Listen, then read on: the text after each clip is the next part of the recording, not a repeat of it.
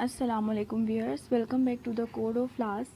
इस वीडियो में जो है हम पाकिस्तान पेनल कोड 8060 के सेक्शन 337 के रिमेनिंग जो अल्फ़ाबेट्स हैं यानी कि 337 डब्ल्यू से लेके 337 जेड तक पढ़ेंगे। तो बिना देर के जो है हम इसको समझना स्टार्ट करते हैं।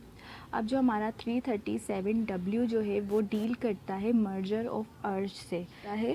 और मर्जर ऑफ अर्श का यहाँ पर मतलब ये है कि एक से ज़्यादा अगर कई बाउंड्स होते हैं तो उनकी जो सारी अर्श होंगी वो एक जगह इकट्ठी हो जाएंगी।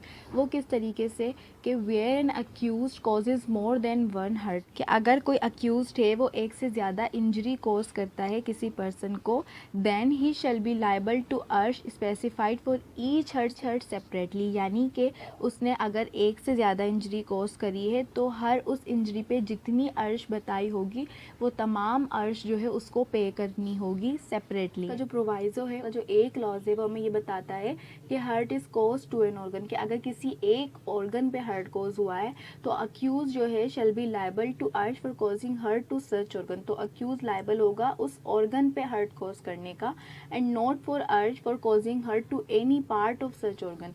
तो उस ऑर्गन का जो पार्ट है, पार्ट में डिवाइडेड होकर उसको अर्श नहीं देनी पड़ेगी कि जैसे अगर कोई एक हाथ है तो फिंगर्स की अलग अर्श देगा और हाथ की अलग अर्श देगा, ऐसे नहीं देना उसको। जस्ट वो जो है हाथ की अर्श के लिए लाइबल होगा, फिंगर्स की नहीं देगा। ठीक है। जो इसका बी है क्लॉज, उसमें ये बताया गया है the wounds join together and form a single wound, के अगर वाउंड्स थे, ठीक है, कोई भी ऐसी इंजरी, कोई ज़ख्म किसी पर्सन को आया है और वो काफ़ी सारे हैं और वो सब मिलकर क्या करते हैं, एक सिंगल बाउंड बन जाता है। ठीक है। तो the accused shall be liable to अर्श फॉर वन बाउंड, तो अक्यूज जो है वो एक बाउंड के लिए लाइबल होगा।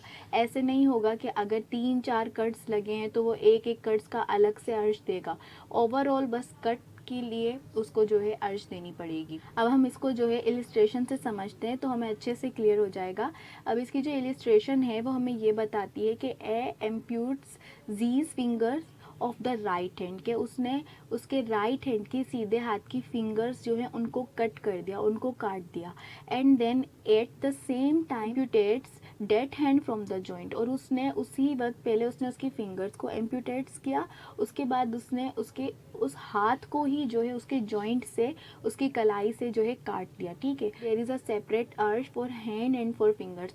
अब जैसे कि हमारे पीपीसी में फिंगर्स के लिए अलग से अर्श बताई गई है, और अगर आप किसी का हाथ जो है उसका इतलाफ़ करते हो तो उसके लिए अलग से अर्श बताइए। तो अब क्या यहाँ पर ए जो है पहले फिंगर्स के लिए भी अर्श देगा और हाथ के लिए भी अर्श देगा? नहीं, ए जो है सिर्फ लाइबल होगा अर्श का जो कि हैंड के लिए बताई गई है। जैसा कि अभी अभी हमने सेक्शन में पढ़ा कि भाई अगर आप जो है किसी एक ऑर्गन पे इसको इंजरी कॉज करते हो तो आप सिर्फ उस ऑर्गन के लिए लाइबल होंगे, आपको सिर्फ उस ऑर्गन के लिए अर्श देनी होगी। उस ऑर्गन का जो पार्ट है उसके लिए आप लाइबल नहीं होंगे। जो दूसरी इलिस्ट्रेशन है वो ये बताती है कि A twist step Z's on his thighs, के आप ए ने क्या करा, जी की थाई पे, ठीक है, 2 बार जो स्टेप किया यानी कि 2 बार उसको मारा।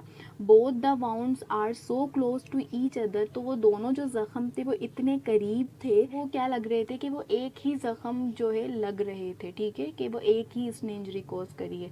तो ए शैल बी लाइबल फॉर अर्श ऑफ ओनली वन वाउंड, तो ए जो है वो सिर्फ एक ही अर्श के लिए लाइबल होगा, एक ही वाउंड की अर्श वो देगा। 2 बार उसने मारा तो वो 2 बार अलग अलग से अर्श नहीं देगा। ठीक, तो ए जो है उसने पहले फिंगर्स पे हर्ट कॉज किया, देन उसके बाद उसका हाथ भी काट दिया, तो वो सिर्फ लाइबल होगा हैंड्स के लिए। हैंड के लिए उसको अर्श कॉज करनी पड़ेगी क्योंकि ये एक पूरा ऑर्गन है, फिंगर्स हैंड में ही इंक्लूड होती हैं।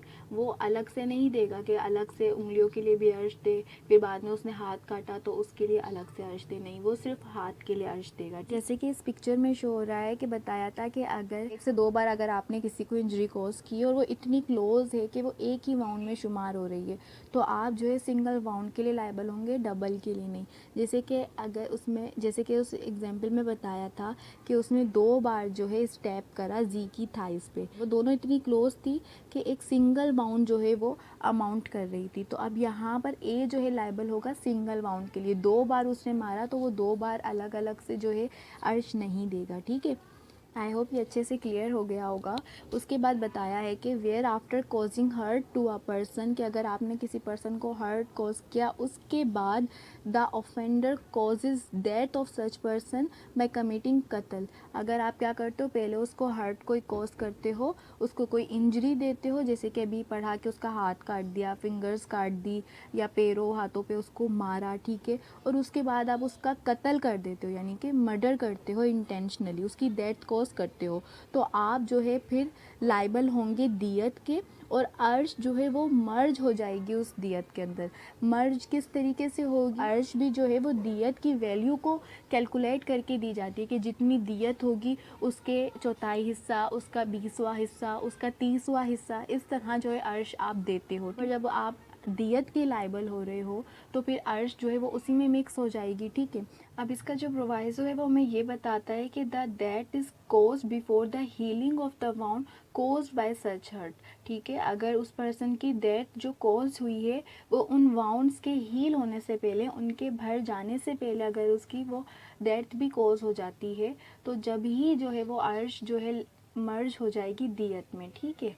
अगर ऐसा होता है कि पहले उसने हर्ट कोज किया, ठीक, और वो वाउंड्स जो है वो हील हो गए थे, उसके बाद कुछ टाइम बाद जाके, ठीक है, इतना मतलब इंटरवल आ गया दरमियान में, फिर उसके बाद जो है उसने उसकी डेथ कोज करी, तो अब यहाँ पर जो है वो अलग से लाइबल होगा, अर्श उसको अलग से देनी होगी और दियत उसको अलग से देनी होगी। लेकिन अगर उसने हर्ट कोज किया है और उसके वाउंड्स हील नहीं हुए थे, और जब ही उसी दौरान उसने अगर उसकी डेथ कोज कर दी है हील होने से पहले पहले, तो यहाँ पर जो है अर्श मर्ज हो जाएगी दियत की वैल्यू में, ठीक है। आई होप ये आपको क्लियर हो गया होगा। तो इस वीडियो में जो है हम यहीं तक कवर करते हैं। इंशाल्लाह अगली वीडियो में हम सेक्शन 337 एक्स के बारे में पढ़ेंगे। चैनल को सब्सक्राइब करना नहीं भूलिएगा। मिलते हैं अगली वीडियो में, जब तक के लिए अल्लाह हाफिज़।